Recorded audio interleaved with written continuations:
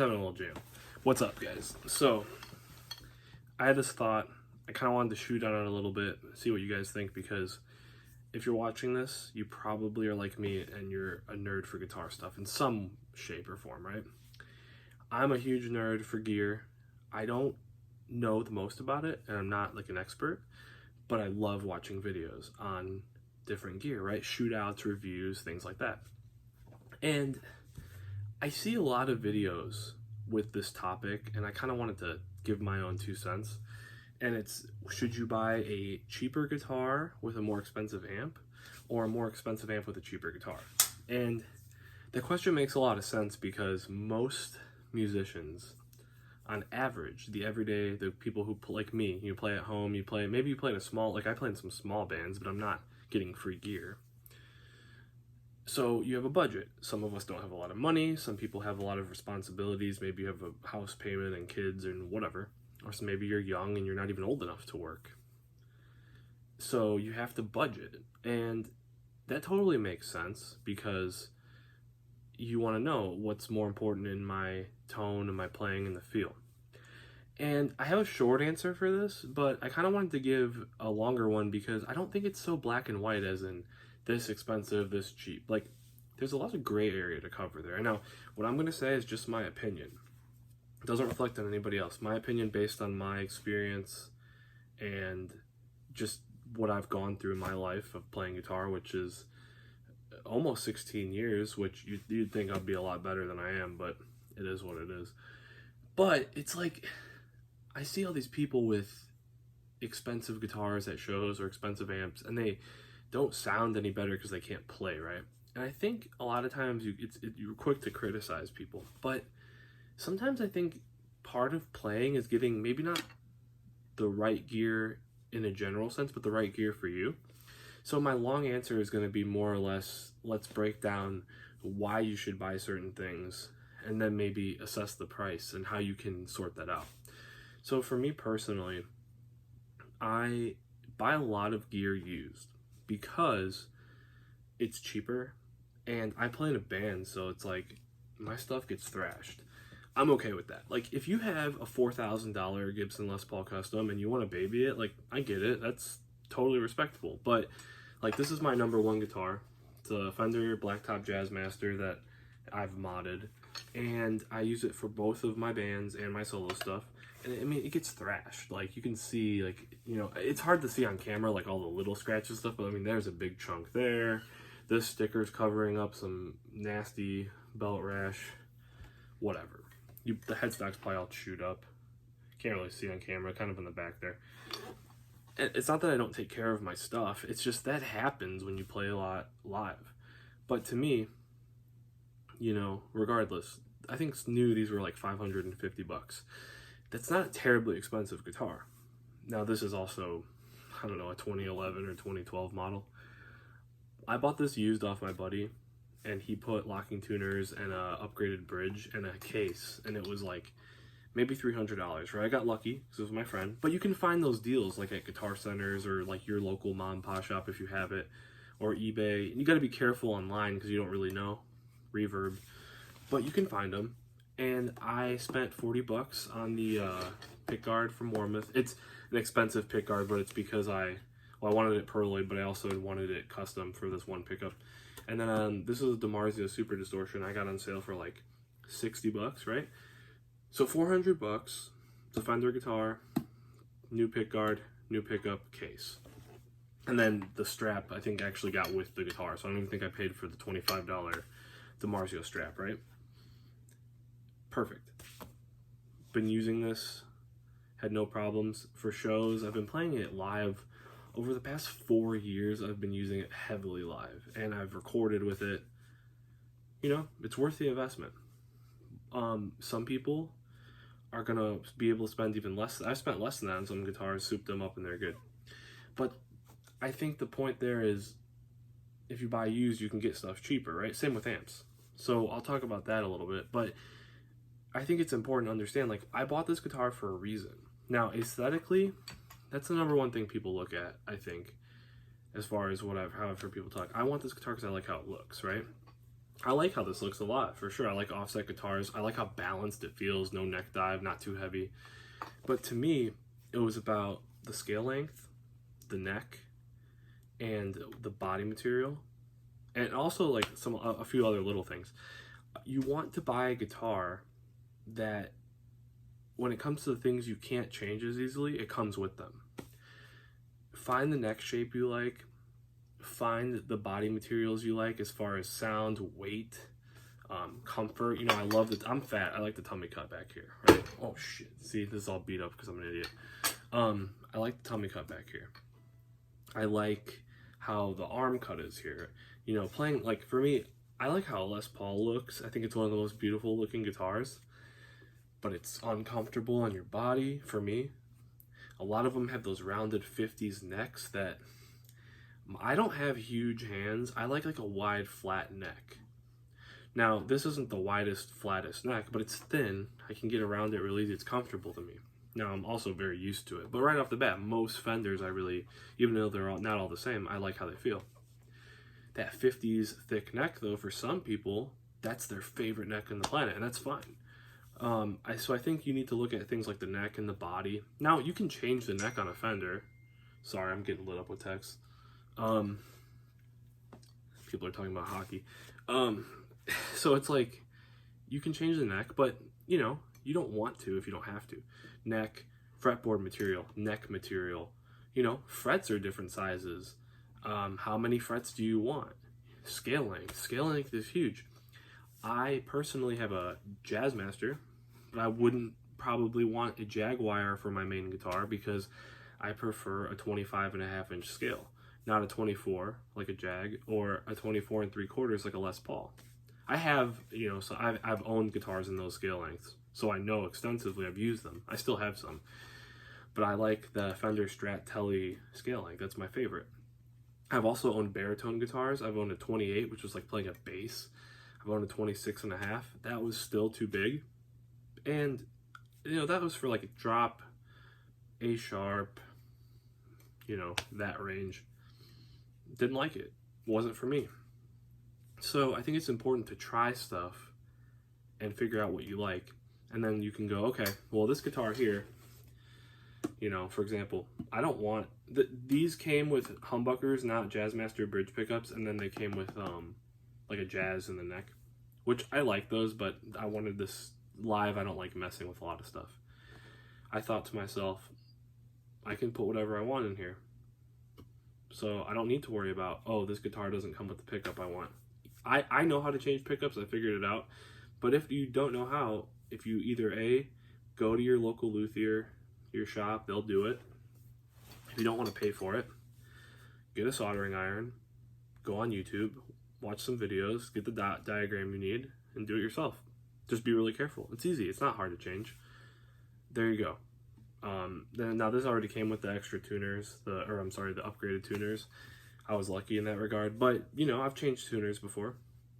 Strap, pick guard, you can do that. You can change that stuff. Even if you don't do it yourself, it can be done. But a lot of times people think, I want the expensive guitar, right? Well, a Gibson Les Paul is the example I'm going to use. It comes with great binding.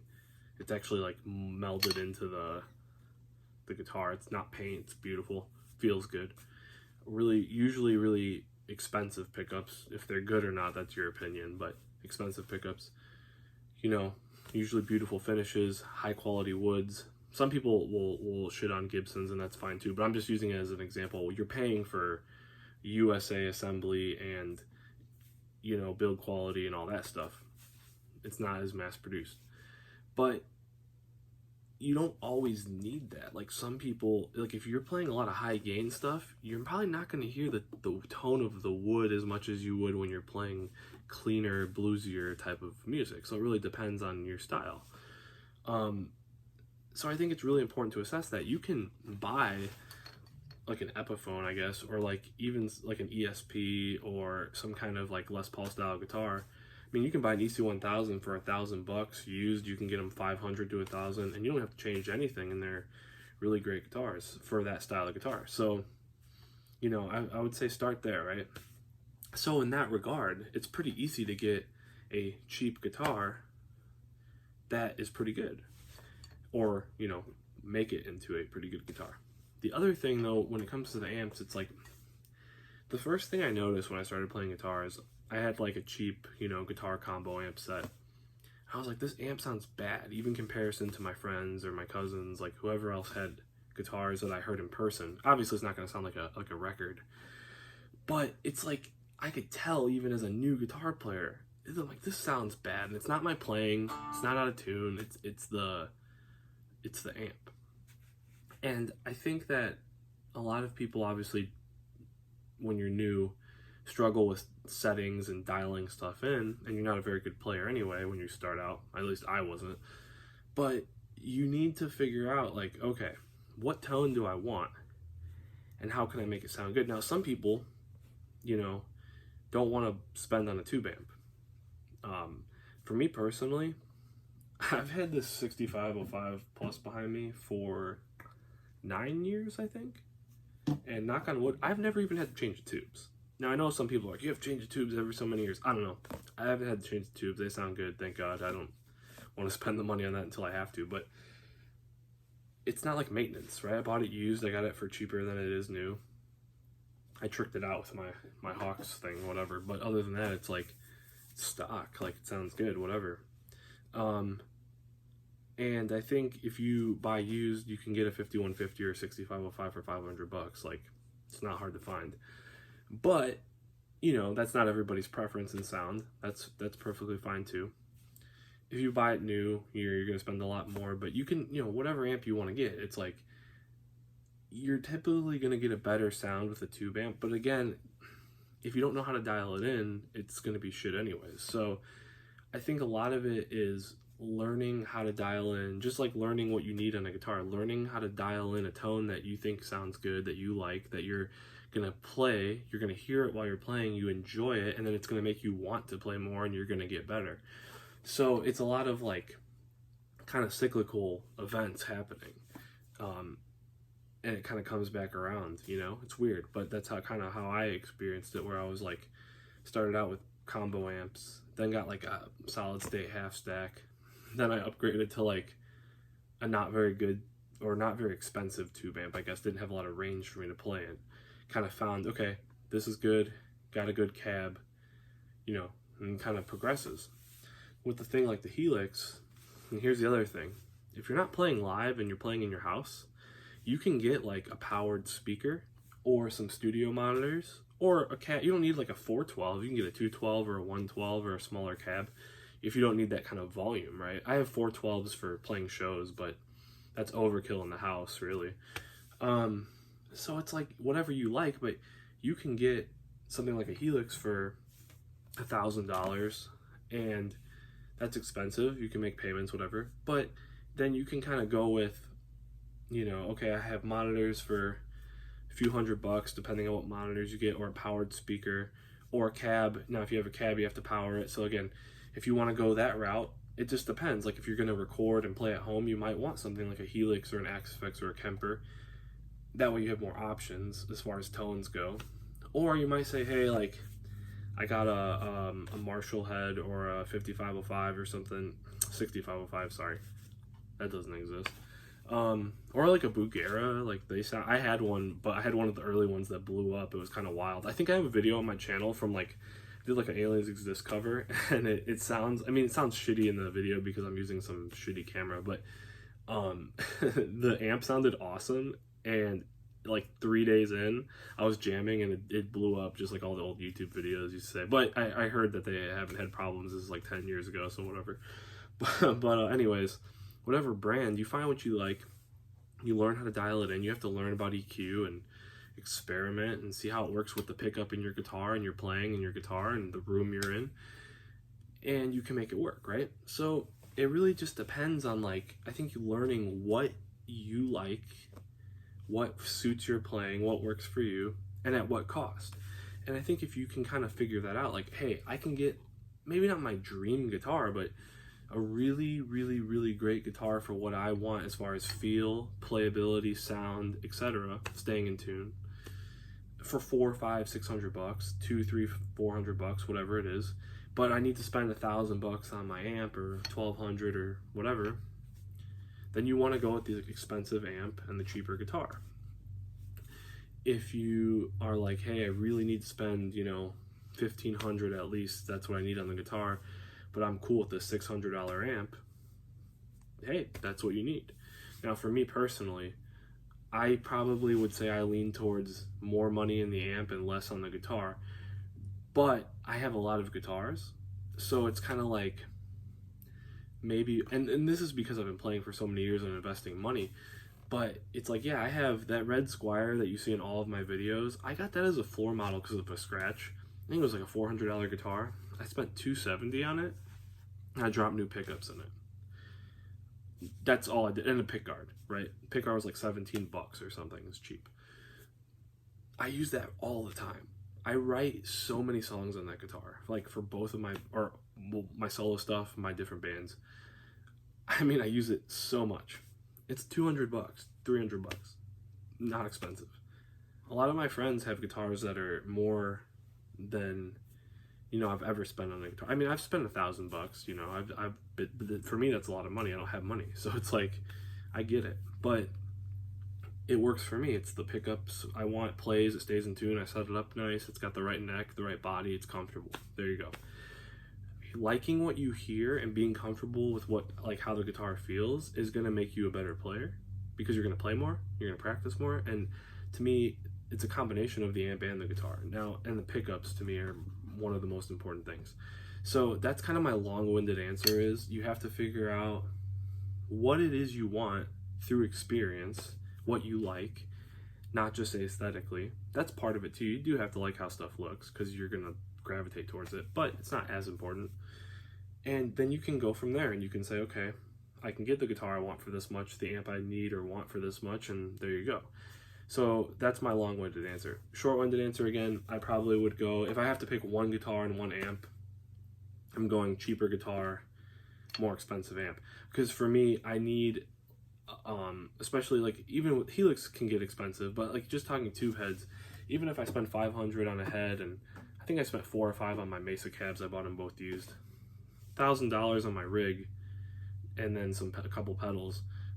I need that for the tone that I prefer, the air that it pushes, just the power, but also the overall, the mid-range and the fullness of the sound.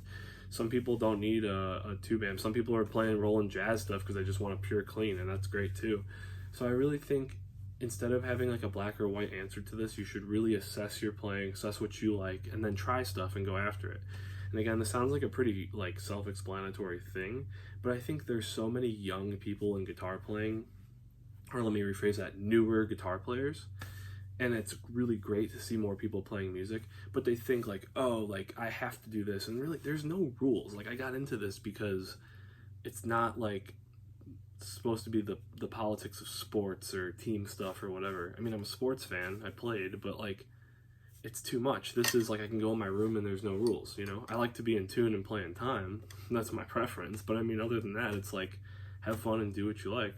So anyways, that's just me shooting on this kind of conversation that's being had on the internet, one of many that are probably ridiculous, but hey, that's what I'm into.